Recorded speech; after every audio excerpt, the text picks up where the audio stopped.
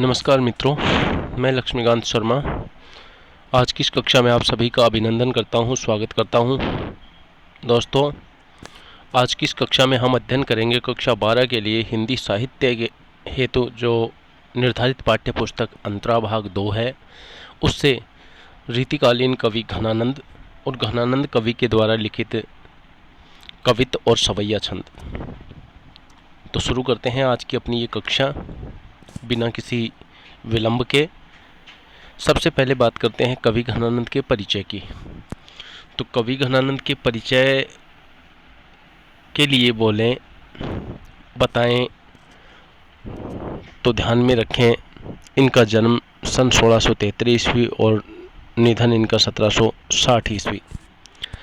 रीतिकाल के रीति मुक्त या स्वच्छंद काव्य धारा के प्रतिनिधि कवि, यहाँ पर दिया गया है रीति मुक्त। रीतिकाल के तीन प्रकार के कवि इसमें देखे जा सकते हैं। एक है रीतिबद्ध। रीति का मतलब परंपरा, जो लक्षण, जो नियम, परंपराएं हैं उनमें बंद करके जो रचना, यानी रीतिकाल के जो लक्षण हैं उनमें बंद करके जो रचना लिखते वो रीतिबद्ध कवि। और ये है रीति मुक्त या स्वच्छंद काव्य धारा, स्वतंत्र रूप से अपनी काव्य धारा, अपने काव्य को रचना करने वाले प्रतिनिधि कवि घनानंद दिल्ली के बादशाह मोहम्मद शाह मीर के मुंशी थे। मोहम्मद शाह मीर, जो कि रंगीला बादशाह के नाम से इतिहास में जाना जाता है। कहते हैं कि सुजान नाम की एक स्त्री से उनका अटूट प्रेम था और उसी के प्रेम के कारण घनानंद बादशाह के दरबार में बेअदबी कर बैठे। ये बेअदबी का मतलब है बादशाह का अपमान। किसी के द्वारा कहा गया कि घनानंद बहुत अच्छा गाते हैं, तो रंगीला बादशाह ने घनानंद से गाने की फरमाइश की। घनानंद नहीं गाए। तब किसी ने कहा कि आप सुजान को बुलाइए तो ये गाएगा। और ऐसा कहा जाता है कि घनानंद पूरे मनोयोग से गाते हैं और सारा का सारा दरबार मंत्रमुग्ध हो जाता है। बादशाह इसे अपना अपमान समझता है और उसे दिल्ली से निष्कासित कर देता है, उसे दरबार से भी निकाल देता है। साथ ही घनानंद को सुजान की बेवफाई ने भी निराश और दुखी किया और वे वृंदावन चले गए और निम्बार्क संप्रदाय में दीक्षित होकर भारत के एक भक्त के रूप में जीवन निर्वाहन करने लगे। परंतु सुजान को भूल नहीं पाए और अपनी रचनाओं में सुजान के नाम का प्रतीकात्मक प्रयोग करते हुए काव्य रचना ये करते रहे। तो सुजान को संबोधित करते हुए ये काव्य रचना करते रहे। घनानंद अपनी रचनाओं में सुजान संबोधन प्रभु श्री कृष्ण के लिए भी करते हैं। घनानंद मूलतः प्रेम की पीड़ा के कवि हैं। इनकी रचनाओं में देखेंगे तो इनके हृदय की पीड़ा व्यक्त हुई है। ये प्रेम की पीड़ा के कवि के रूप में जाने जाते हैं। वियोग वर्णन में उनका मन अधिक रमा है। वियोग वर्णन, क्योंकि स्वयं सुजान से दूर रहे, सुजान के प्रति उनके मन में जो भाव था वो उनके काव्य में देखा जा सकता है। उनकी रचनाओं में प्रेम का अत्यंत गंभीर, निर्मल, आवेगमय और व्याकुल कर देने वाला उदात्त रूप व्यक्त हुआ है। इसलिए घनानंद को साक्षात रसमूर्ति भी कहा गया है। घनानंद के काव्य में भाव की जैसी गहराई है, वैसी ही कला की बारीकी भी है। उनकी कविता में लाक्षणिकता, वक्रोक्ति, वाग विदग्धता के साथ अलंकारों का कुशल प्रयोग भी मिलता है। उनकी काव्य कला में सहजता के साथ वचन वक्रता का अद्भुत मेल है। घनानंद की भाषा परिष्कृत और साहित्यिक ब्रज भाषा है। तो यहाँ पर जो काव्यांश दिए गए हैं उनकी भाषा की यदि हम बात करें तो साहित्यिक ब्रज भाषा का प्रयोग हुआ है। अब जब साहित्यिक ब्रज भाषा का प्रयोग हुआ है तो यहाँ पर प्रधान शब्दावली होगी तद्भव। तद्भव शब्दावली से युक्त रचना यहाँ पर आपको देखने को मिलेगी। उसमें कोमलता और मधुरता का चरम विकास दिखाई देता है। भाषा की व्यंजकता बढ़ाने में वे अत्यंत कुशल थे। वस्तुतः वे ब्रज भाषा प्रवीण ही नहीं, सृजनात्मक काव्य भाषा के प्रणेता भी थे। और घनानंद की रचनाओं में सुजान सागर, विरह लीला, कृपाकंड, निबंध, रस केली वल्ली आदि प्रमुख हैं। इनके द्वारा लिखी गई और भी कई रचनाएं हैं, लेकिन यहाँ पर उनकी कुछ ही रचनाओं का जिक्र किया गया है जो कि कवि के परिचय के लिए पर्याप्त है। प्रस्तुत पुस्तक में कवि घनानंद के 2 कवित्त तथा 2 सवैये दिए जा रहे हैं। प्रथम कवित्त में कवि ने अपनी प्रेमिका सुजान के दर्शन की अभिलाषा प्रकट करते हुए सुजान के लिए ही ये प्राण अब तक अटके हुए हैं ऐसी कामना करते हैं। तो दूसरे कवित्त में कवि नायिका से कहता है कि तुम कब तक मिलने में आनाकानी करती रहोगी, मुझमें और तुम में एक प्रकार की होड़ सी चल रही है, तुम कब तक कानों में रुई डालकर बैठी रहोगी, अर्थात तुम मेरी बात सुनना क्यों नहीं चाहती हो, कभी तो मेरी पुकार तुम्हारे कानों तक पहुंचेगी। आगे जो सवैये दिए गए उनमें प्रथम सवैये में कवि ने विरह और मिलन की अवस्थाओं की तुलना की है कि संयोग अवस्था में जो चीज़ें थी सुख पहुंचाती थी, आज वही चीज़ें हमें दुख पहुंचा रही हैं। प्रेमी कहता है कि संयोग के समय में तो हम तुम्हें देखकर जीवित रहते थे, पर अब वियोग में अत्यंत व्याकुल रहते हैं। अंतिम सवैये में कवि कहता है कि मेरे प्रेम पत्र को प्रियतमा ने पढ़ा भी नहीं और फाड़कर टुकड़े टुकड़े कर दिए। तो इस प्रकार से अपने हृदय की पीड़ा को कवि घनानंद ने यहाँ प्रस्तुत अंश के द्वारा व्यक्त किया है।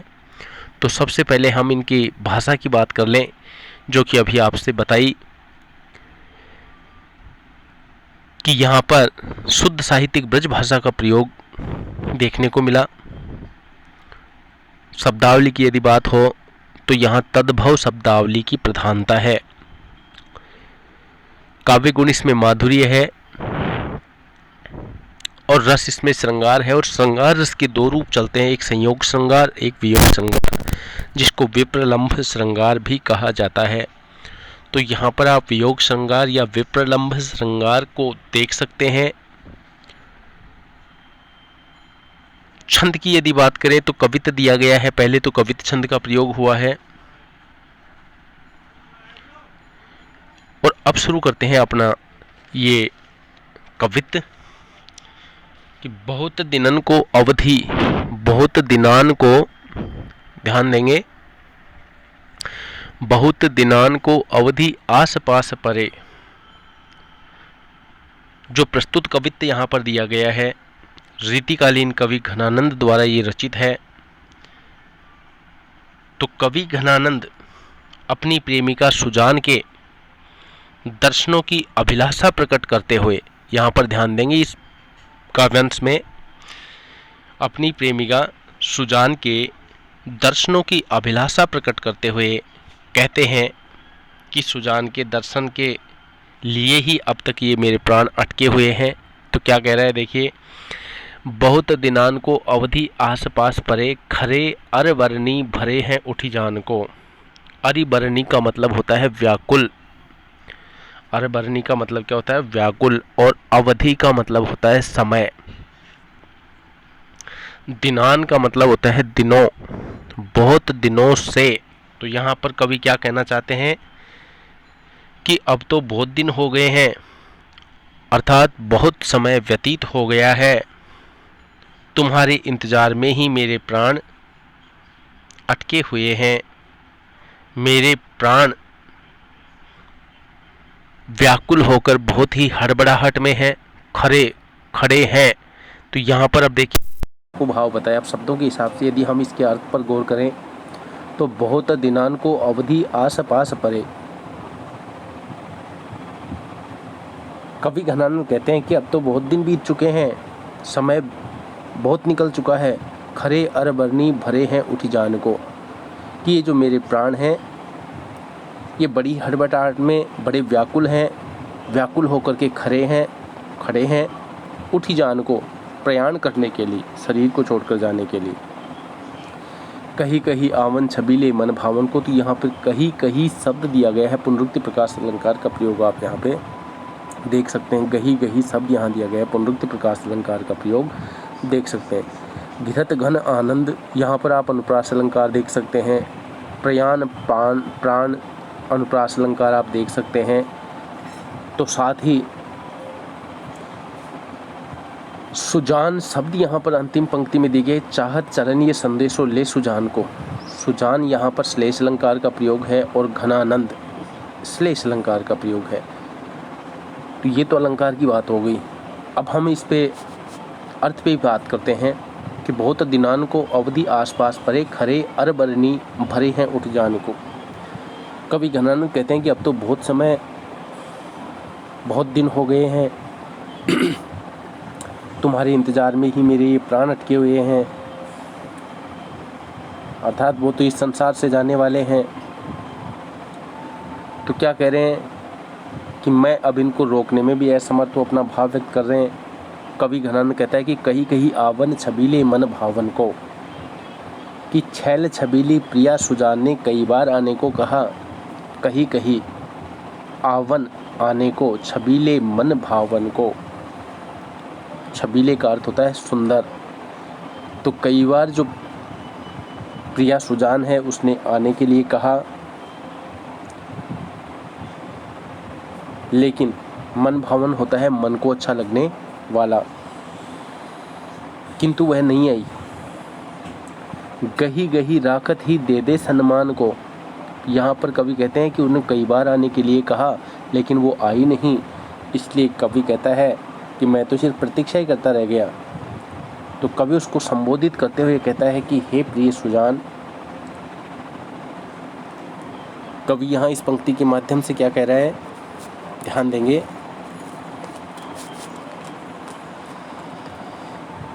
कि हे प्रिय सुजान, अब तो आकर मेरे सम्मान को बचा लो। गही गही राकत ही दे दे सम्मान को, कि अब तो कम से कम आकर तुम मेरे सम्मान को बचा ले। झूठी बतियानी की पत्यानी ते उदास है के। बतियानी का मतलब होता है बातें और पत्यानी का मतलब होता है विश्वास करना। तो झूठी बतियानी की पत्यानी ते उदास होय के। कवि कहता है, घनानंद कवि सुजान को संबोधित करते हुए कहते हैं कि मैं तुम्हारी झूठी और विश्वास न करने योग्य बातों पर विश्वास करके बहुत दुखी और उदास हो गया हूँ। झूठी बतियानी की, तुम्हारी झूठी बातों पर पत्यानी ते विश्वास करने से क्या हो गया हूँ, उदास हो के मैं बहुत ज़्यादा उदास हो गया हूँ। अब न घिरत घन आनंद निदान को। कवि घनानंद कहते हैं कि अब तो आनंद के भंडार बादल भी नहीं घिरते। अब तो आनंद के भंडार बादल भी नहीं घिरते। निदान को यानी उपाय करने के लिए, मेरे मन की इस पीड़ा को हटाने के लिए आनंद के भंडार बादल भी नहीं गिरते। अधर लगे हैं आन करी के पयान प्राण। अब तो स्थिति यह हो गई है कि मेरे प्राण गले तक आने लगे हैं। अधर लगे हैं आनी, अधरों तक आ गए हैं। करी के प्रयाण प्राण, प्राण यहाँ से इस शरीर से प्रयाण करने के लिए होठों तक आ चुके हैं। अब तो स्थिति क्या हो गई है कि मेरे जो प्राण हैं वो हृदय से निकल करके होठों तक आ गए हैं। चाहत चलन ये संदेश ले सुजान को। ये इसलिए अटके हुए हैं कि सुजान का कोई संदेश ही मिल जाए। चाहत चलन ये ले संदेश सुजान को, कि ये तो ये चाहते हैं कि चलन ये संदेश ले सुजान को, कि संदेश का सुजान का संदेशा लेकर ही यहाँ से प्रस्थान करें। तो यहाँ पर देखिए अधर लगे हैं आनी करी के पयान प्राण, कि मेरे प्राण गले तक आ गए हैं, अर्थात मेरा मन ऊब चुका है, मेरे प्राण कभी भी प्रस्थान कर सकते हैं। ये तो अभी तक इसलिए अटके हुए हैं कि चाहत चलन ये संदेश ले सुजान को। ये तो इसलिए अटके हुए हैं कि सुजान का शायद कोई संदेश मिल जाए। मेरे ये प्राण सुजान का संदेश लेकर ही यहाँ से जाना चाहते हैं।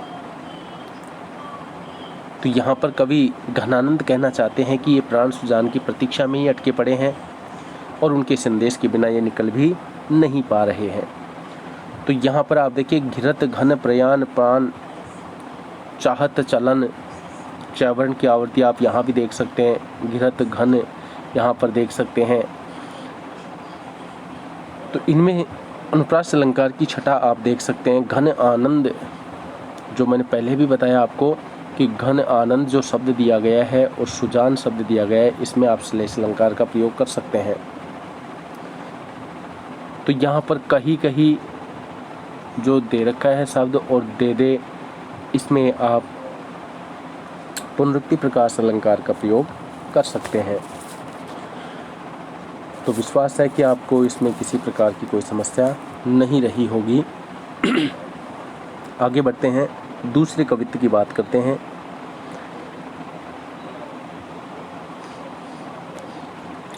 दूसरे कवित्व में देखिए, आना कानी आरसी निहारी वो करोगे कोलो। आरसी मतलब होता है स्त्रियों के द्वारा अंगूठे में पहने जाने वाला एक शीशा, जिसमें वो अपने सौंदर्य को निहार सकती हैं। छोटे शीशे की यहाँ पर बात हो रही है। वैसे तो आरसी का अर्थ शीशा ही होता है, चाहे शीशा कैसा भी हो, लेकिन अक्सर स्त्रियाँ अपने अंगूठे में एक छल्ले के रूप में एक छोटा शीशा पहनती हैं, जिसमें वो अपने सौंदर्य को निहार लेती हैं। तो आनाकानी, आनाकानी मतलब होता है टालने की, बहुत कोशिश करना। निहार वो करोगे कोलो, निहार वो मतलब देखना, कोलो यानी कब तक, कोलो यानी कब तक। तो कवि रीतिकालीन कवि घनानंद अपनी प्रेमिका सुजान से कहते हैं कि अब तुम कब तक मिलने में आनाकानी करती रहोगी। आनाकानी आरसी निहारो करोगे कोलो, कि अब कब तक तुम मिलने में आनाकानी करती रहोगी और कब तक शीशे को देखते रहने का बहाना करती रहोगी। ये देखिए, आनाकानी आरसी निहार वो, कब तक शीशे को देखती रहोगी। तो देखते, शीशे को देखते रहना मतलब ध्यान नहीं देना। तो कवि घनानंद अपनी प्रेमिका से कहते हैं कि तुम कब तक मिलने में आनाकानी करोगी, कब तक तुम शीशे में ही निहारती रहोगी। कहाँ मो चकित दशा क्यों न दीठ डोली है। कहा यानी क्यों, मो यानी मेरी, चकित दशा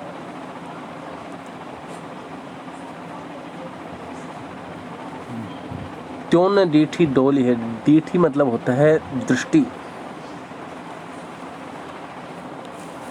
कवि घनानंद कहता है कि मेरी ओर तुम्हारी नज़र क्यों नहीं जाती, अर्थात मेरी दशा पर तुम्हें तरस क्यों नहीं आता। मेरी इस दीन दशा, चकित मो दशा, मेरी इस दीन दशा पर क्यों न दीठी डोलिए, क्यों तुम्हारी नज़र नहीं जाती।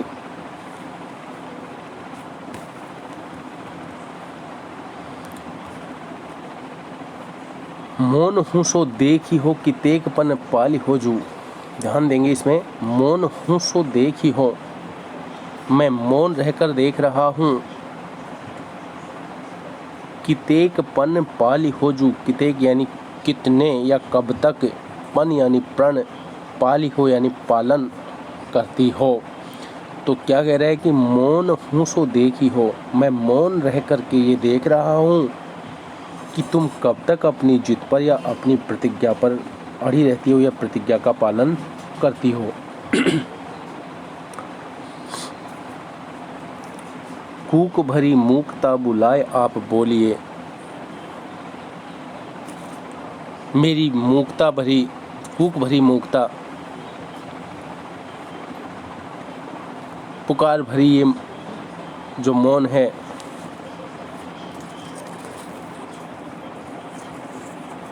ये तुम्हें बुलाकर ही रहेगा। अर्थात मेरे मन की ये जो पीड़ा है, ये तुम्हें बोलने के लिए बाध्य करेगा ही करेगा। जान घन आनंद यो मोही तुम्हें पैज परी।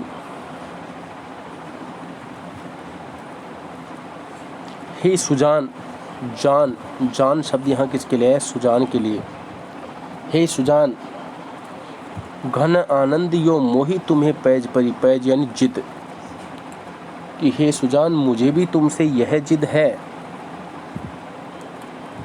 और तुम यह जानना चाहती हो, जान घन आनंद यो मोही तुम पे पैज परी, जान ये गो टेक टरे कौन धो मलोली है।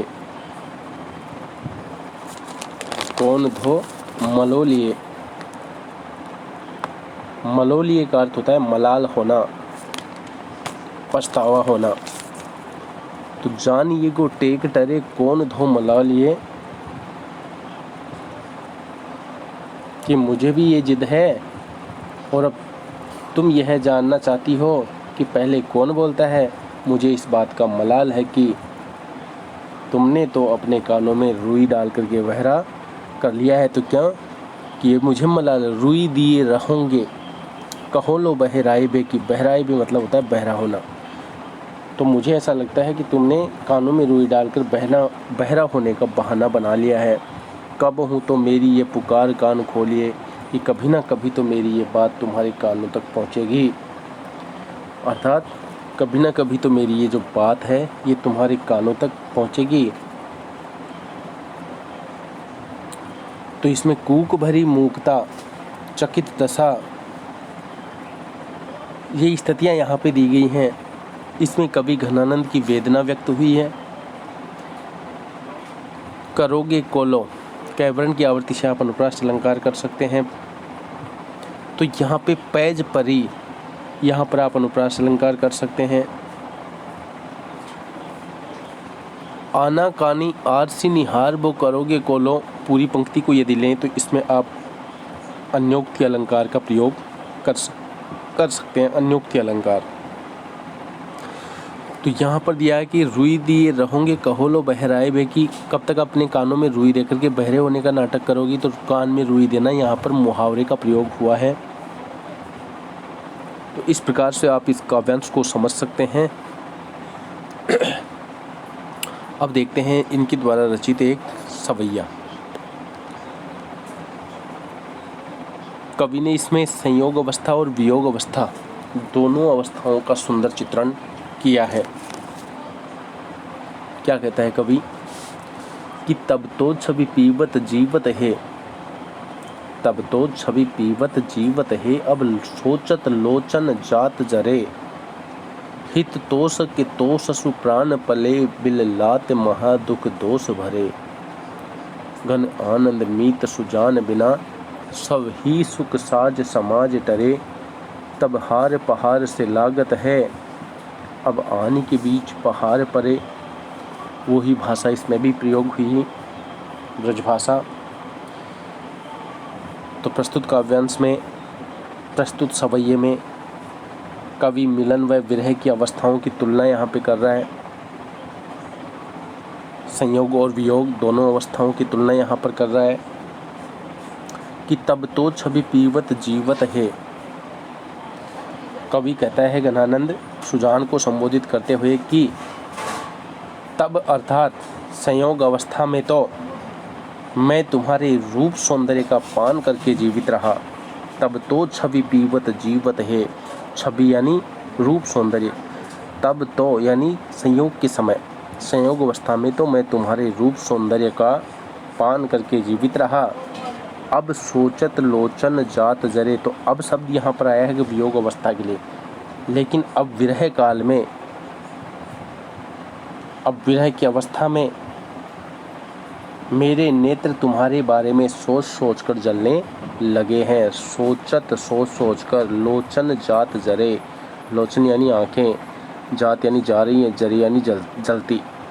अब तो विरह काल में तुम्हारे बारे में सोच सोच कर ही मेरी आँखें जल रही हैं।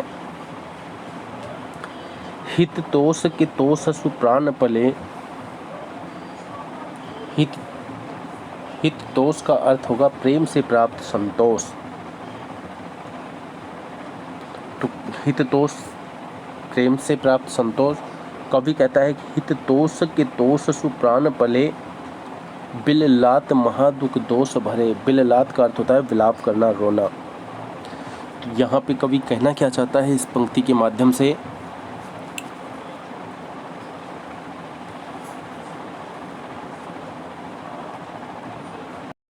कवि यहाँ पे कहना चाहता है कि संयोग अवस्था में तो प्रेम से प्राप्त संतोष के कारण मेरे प्राण पलते थे। संयोग अवस्था में तो हिततोष, प्रेम से प्राप्त संतोष के कारण सुप्राण पले मेरे प्राण पलते थे, किंतु अब वियोग अवस्था में विरह काल में बिललात महादुख दोष भरे। अब ये विरह काल में व्याकुल होकर भयंकर दुख झेल रहे हैं। महादुख, भयंकर दुख भरे, दुखों से भरा हुआ यह झेल रहे हैं। घन आनंद मीत सुजान बिना, घन आनंद मीत सुजान बिना सब ही सुख साज समाज टरे। सैवर्ण की आवृत्ति से आप यहाँ पर अनुप्रास अलंकार का प्रयोग कर सकते हैं।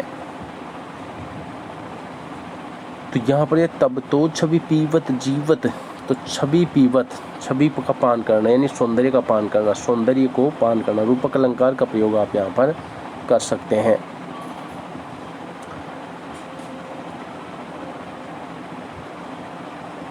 आगे देखिए, घन आनंद मीत सुजान बिना। कवि घनानंद कहता है कि परम प्रिय मित्र सुजान के बिना सभी सुख के साधन टल गए हैं। सब ही सुख साज समाज टरे।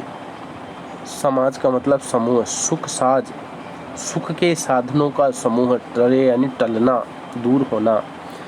तो कवि क्या कहता है? घनानंद, कवि घनानंद कहते हैं कि मीत सुजान बिना, प्रिया सुजान के बिना मेरे जीवन के सभी सुख साज, सभी सुख के साधन टल गए हैं। अर्थात उसके वियोग में समस्त सुख सुविधाएं नष्ट हो गई है। उसके वियोग में जितनी भी सुख सुविधाएं थी वो सभी नष्ट हो गई हैं। तब हार पहाड़ से लागत है, पहाड़ से, तो यहाँ पर से जो योजक शब्द दिया गया है उपमा अलंकार का, तो आप इसमें उपमा कर सकते हैं और पहाड़ परे में आप अनुप्रास कर सकते हैं कि तब हार पहाड़ से लागत है। कवि कहता है कि संयोग अवस्था में सुजान के गले का हार उसके मिलन में बाधक बनने के कारण पहाड़ के समान लगता था। तब हार पहाड़ से लागत है कि तब जब संयोग अवस्था में सुजान घनानंद से मिलती थी तो गले का हार पहाड़ के समान बाधक लगता था। अब आने के बीच पहाड़ पड़े, लेकिन अब विरह काल में घनानंद सुजान से बिछड़ चुका है, दूर हो चुका है। अब तो उसके बीच में कई पहाड़ खड़े हो गए हैं। तो इसमें किसी प्रकार का शायद आशा है आपको समस्या नहीं रही होगी। और इन्हीं शुभकामनाओं के साथ हम आगे बढ़ते हैं और इसके अंतिम कवित्व को हम सवैया को देखते हैं। और अंतिम सवैया में कवि ने क्या यहाँ पर कहना चाहा है? पूर्ण प्रेम को मंत्र महापन जामधि शोधि सुधारी है लेख्यो। तो सैवर्ण की आवृत्ति से आप यहाँ पर मंत्र महा में मैवर्ण की आवृत्ति, पूर्ण प्रेम में पैवर्ण की आवृत्ति, अनुप्रास अलंकार का आप प्रयोग कर सकते हैं। ताही के चारु चरित्र विचित्र, तो यहाँ पर आप अनुप्रास अलंकार कर सकते हैं। पचिके रचिरा की विषय क्यों, इसमें नाद सौंदर्य ध्वन्यात्मकता देख सकते हैं आप। अब बात करते हैं इसके अर्थ पर। तो कवि कहता है कि पूर्ण प्रेम को मंत्र महापन, पूर्ण प्रेम को मंत्र महापन जामधि शोधि सुधारी है लेख्यो। पूर्ण यानी संपूर्ण, महापन बहुत बड़ी प्रतिज्ञा, पूर्ण प्रेम को, संपूर्ण प्रेम का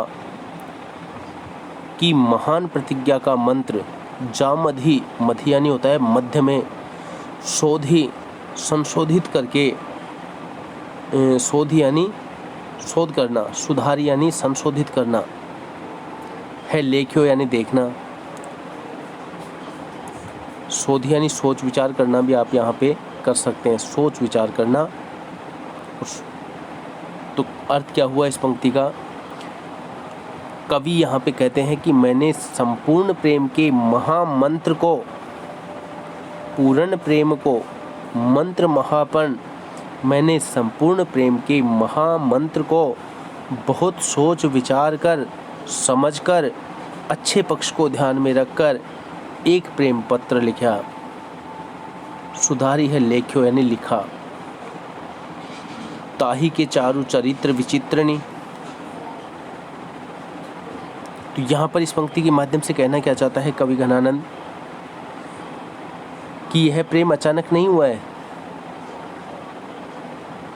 ये हृदय रूपी जो प्रेम पत्र है, इसमें प्रेम की महानता के मंत्रों को पढ़कर ताही के चारु चरित्र विचित्रनी, ताही के चारु चरित्र विचित्रनी कि इस प्रेम पत्र में प्रेम की महानता के मंत्रों को पढ़कर मंत्र जैसी पवित्रता के साथ चारु चरित्र,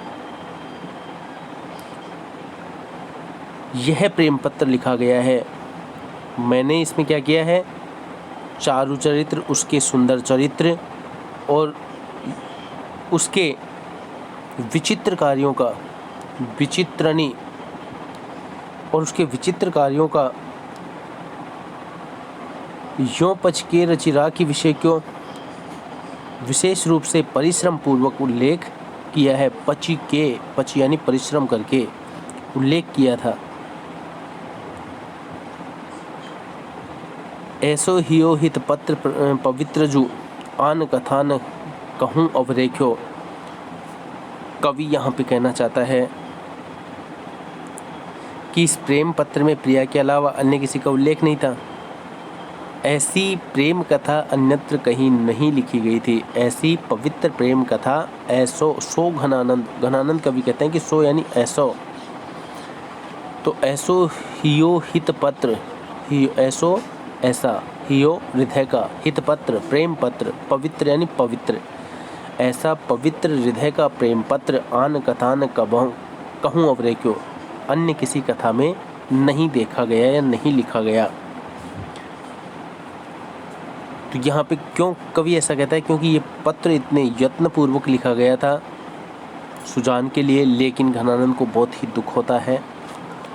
और दुख का कारण क्या था, सो घनानंद, घनानंद कवि कहते हैं कि ऐसे लिखे हुए इस पत्र को जान अजान लो, जान यानी सुजान, अजान लो अनजान या अनपढ़ की भांति उसको देखा भी नहीं, और अनजान की भांति, अनपढ़ की भांति उसको टूक कियो पर बाँच न देखो, उसको फाड़ देती है, उसको पढ़कर नहीं देखती है।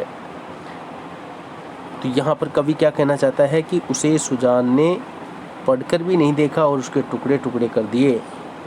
अर्थात प्रेमिका ने कवि के हृदय रूपी प्रेम पत्र को पढ़ा ही नहीं और उसे फाड़कर उसके टुकड़े टुकड़े कर दिए, जिससे कवि का हृदय टूट गया।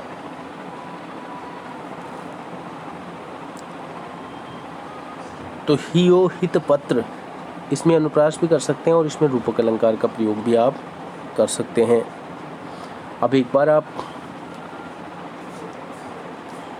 इन पर विचार करेंगे। मैं कोशिश करता हूँ एक बार आपको पुनः दोहरान करने के लिए, ताकि किसी पंक्ति में कोई दिक्कत हो तो आप उसे समझ सकें, दूर कर सकें। तो बहुत दिनान को अवधि आसपास परे, कवि घनानंद अपनी प्रेमिका सुजान को कहते हैं, संबोधित करते हुए कहते हैं कि अब तो बहुत दिन हो गए हैं, अर्थात काफ़ी समय बीत चुका है। खरे खड़े हैं कौन, प्राण, उठी जान को उठकर जाने के लिए। खरे खड़े हैं कौन, प्राण खड़े हैं उठी जान को, यहाँ इस शरीर को छोड़कर जाने के लिए। भरे अरबरनी भरे हैं, बड़ी ही हड़बड़ाहट में हैं, व्याकुल हैं, कभी भी जा सकते हैं। तो अर्थात यहाँ पर घनानंद कहना क्या चाहता है कि हे प्रिय सुजान, ये जो मेरे प्राण हैं ये सिर्फ तुम्हारे लिए ही अटके हुए हैं, बड़ी हड़बड़ाहट में हैं, अर्थात संसार से ये जाने ही वाले हैं। कहीं कहीं आवन छबीले मन भावन को, कि मेरी प्रेमिका छैल छबीली प्रिया सुजान ने कई बार आने को कहा, परंतु वो नहीं आई, गही गही राकत ही दे दे सम्मान को। तो कवि कहता है कि हे प्रिय सुजान, कम से कम एक बार आकर मेरे सम्मान को ही बचा लो। झूठी बतियानी की पत्यानी ते उदास होके। कवि घनानंद कहता है कि मैं तुम्हारी झूठी बातों पर विश्वास करके उदास हो गया हूँ, दुखी हो गया हूँ। अब न गिरत घन आनंद निदान को, इसलिए अब तो आनंद के भंडार बादल भी नहीं गिरते जिससे मुझे आनंद मिल सके। निदान यानी निवारण, जिससे मेरी ये पीड़ा का निवारण हो सके। अधर लगे है आन, मेरे ये प्राण अधरों तक आ चुके हैं। करिके प्रयाण प्राण, इस संसार से प्रयाण करने के लिए चाहत चलनी ये संदेश ले सुजान को। ये तो इसलिए अटके हुए हैं कि सुजान का कोई संदेश ही मिल जाए। तो यहाँ पर कवि कहता है कि मेरे ये प्राण सुजान का संदेश लेकर ही जाना चाहते हैं और उसी की प्रतीक्षा में अटके हुए हैं। तो कोई दिक्कत आपको नहीं रही होगी। दूसरे कविता की हम बात करते हैं। पुनः एक बार ध्यान देंगे। आना कानी आरसी निहार बुक करोगे कोलो। कवि घनानंद प्रेमिका सुजान को संबोधित करते हुए कहते हैं कि अब तुम कब तक मिलने में आनाकानी करती रहोगी, कब तक ये शीशा देखने का बहाना करती रहोगी। आनाकानी आरसी निहार वो करोगे कोलो, आनाकानी करना, आरसी शीशा, निहार वो देख करके करोगे कोलो, कब तक करोगी। कहा मो चकित दशा तो न डीठी डोली है, क्यों मेरी दीन दशा पर तुम्हारी नज़र नहीं डोलती, नहीं पड़ती। मेरी इस प्रकार की दीन दशा पर तुम्हारी नज़र क्यों नहीं डोलती। मौन हूँ सो देख ही हो, मैं मौन रह करके सब कुछ देख रहा हूँ। मौन हूँ सो देख ही हो, मौन होकर सब कुछ देख रहा हूँ। कितेक पन पाली हो जो, तुम कितने अपनी प्रतिज्ञा का पालन करती हो, अर्थात कितनी जिद पर अड़ी रहती हो। कूक भरी मूकता बुलाए आप बोली है, लेकिन मेरी ये दर्द भरी मूकता अपने आप तुम्हें बुला ही लेगी। जान घनानंद यो मोही तुम्हें पैज परी।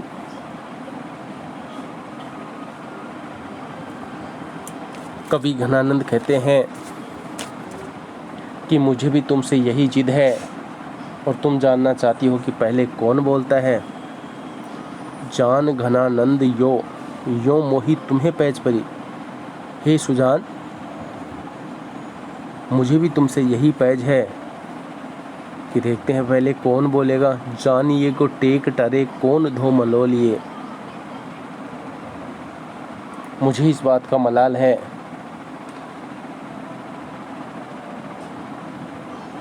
रुई दिए रहोगे, कहाँ लो बहराए बे, कि तुम कब तक अपने कानों में रुई देकर के बहरे होने का नाटक करोगी। कब हूँ तो मेरी ये पुकार कान खोली है, कभी तो ये मेरी दीनता भरी पुकार तुम्हारे कानों तक पहुँचेगी, तुम्हारे कानों को खोलेगी। अब देखते हैं इसके सवैयों पर एक बार पुनः नज़र डालते हैं, शायद समझ सकें। तब तो छवि पीवत जीवत है, अब सोचत लोचन जात जरे। तब तो यहाँ पर तब तो कब संयोग की बात कर रहा है। छवि पीवत, सौंदर्य रूपी पान करके, कि तब संयोग अवस्था में, अर्थात जब सुजान घनानंद के साथ थी तब तो उसके सौंदर्य का पान करके कवि जीवित रहा, लेकिन अब वियोग अवस्था में या विरह काल में सोचत लोचन जात जरे, उसके बारे में सोचकर मेरे नयन जलते रहते हैं, आंखें जलती रहती हैं। हित तोष के तोष सु प्राण पले, हित तोष के तोष सु प्राण पले, कि संयोग अवस्था में तो प्रेम से प्राप्त संतोष के कारण ही मेरे प्राण पलते थे। बिल लात महादुख दोष भरे, लेकिन अब विरह काल में तो ये व्याकुल होकर भयंकर दुख झेल रहे हैं। ये प्राण दोषों से भरे हुए हैं, महादुख भयंकर दुख झेल रहे हैं और दोष भरे, दोषों से भरे हुए हैं। घन आनंद मीत सुजान बिना, कवि घनानंद अपने मीत सुजान को संबोधित करते हुए कहता है कि मित्र सुजान के बिना या प्रियतमा सुजान के बिना सब ही सुख साज समाज टरे, कि सभी सुखों के साधन टल गए हैं, अर्थात वियोग में समस्त सुख सुविधाएं नष्ट हो गई है। तब हार पहाड़ से लागत है, जब सुजान साथ थी तब गले का हार पहाड़ के समान बाधक लगता था। अब आने के बीच पहाड़ पड़े, लेकिन अब विरहा काल में हमारे बीच कई पहाड़ खड़े हो गए हैं। ये बात कवि घनानंद इस छवई के माध्यम से कहना चाहता है। तो आशा है आपको इसमें भी किसी प्रकार की कोई समस्या नहीं रही होगी। अब देखते हैं इसका अंतिम जो सवैया दे रखा है उस पर विचार करेंगे। पूरन प्रेम को मंत्र महापन, पूरन प्रेम को मंत्र महापन, जामति सोधि सुधार यह लेख्यो। कवि कहता है कि मैंने संपूर्ण प्रेम के महामंत्र को बहुत सोच विचार कर, समझकर, उसके अच्छे पक्ष को ध्यान में रखकर एक प्रेम पत्र लिखा। शोध ही सोच समझ करके, सुधार यानी संशोधन करके, है लेख्यो यानी लिखा। क्या लिखा कवि ने? एक पत्र, बहुत सोच समझ करके। ताही के चारु चरित्र विचित्रणी, इस पत्र में उस प्रेमिका के पवित्र प्रेम की, उसकी विशेषताओं को, उसके विचित्र कार्यों को परिश्रम पूर्वक, ताही के यानी उसी के चारु चरित्र, सुंदर विशेषताओं, विचित्रणी विचित्र कार्यों, यों पची के रची, इस प्रकार परिश्रम पूर्वक लिखा राखी है विषय क्यों। तो यहाँ पर कवि क्या कहता है कि इस पत्र में उसके सुंदर चरित्र व अच्छे कार्यों या उसके विचित्र कार्यों का विशेष परिश्रम पूर्वक उल्लेख किया था। इस प्रेम पत्र में प्रिया के अलावा अन्य किसी की कथा का उल्लेख नहीं था। ऐसो हियो हित पत्र पवित्र, जो कवि घनानंद कहते हैं कि ऐसा हृदय का प्रेम पत्र, पवित्र प्रेम पत्र आन कथा न कहूँ अवरेख्यो, अन्य किसी कथा में नहीं देखा गया होगा या नहीं लिखा गया होगा।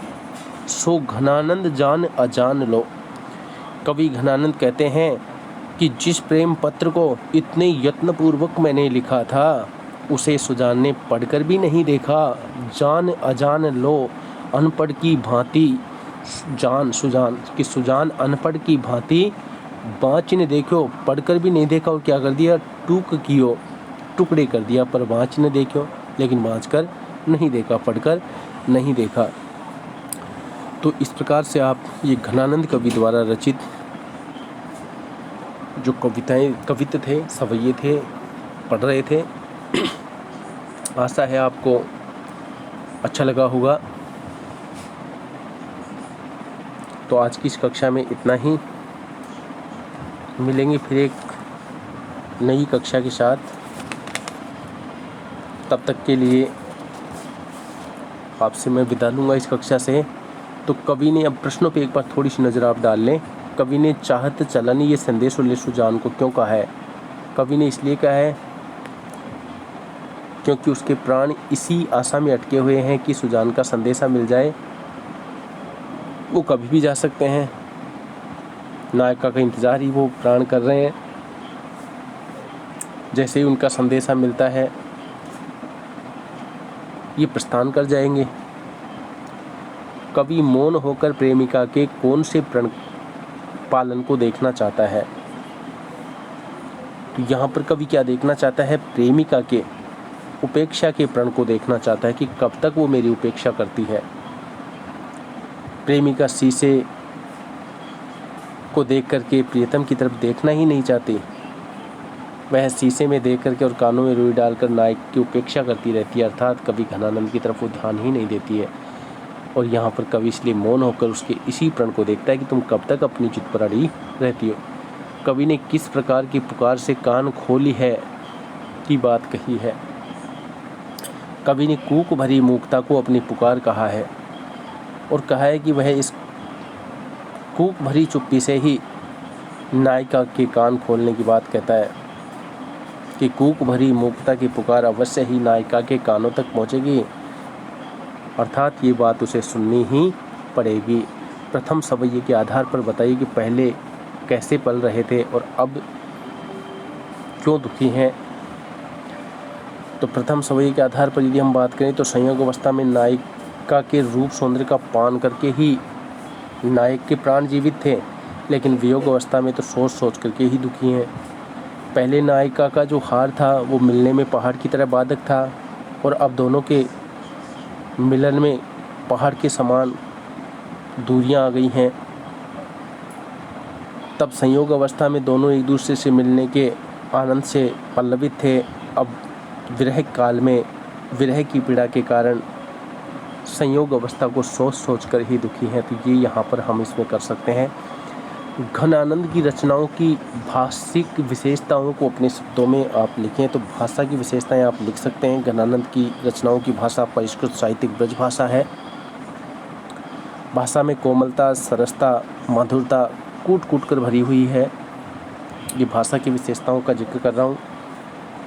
कवि ने अपनी बात कहने के लिए नए शब्द भी गढ़े हैं, इसलिए उन्हें ब्रज भाषा प्रवीण भी कहा जाता है। अलंकारों की बात करें तो स्वाभाविक रूप से अलंकारों का प्रयोग यहाँ पर हुआ है। इस प्रकार से ये पूरा का पूरा जो काव्यांश था, अंश था, वो हमने पढ़ा। और अब मैं इस कक्षा से विदा लेता हूँ। आप सभी को नमस्कार। पुनः फिर मिलते हैं एक नए कवि की रचनाओं के साथ नई कक्षा में। तब तक के लिए नमस्कार।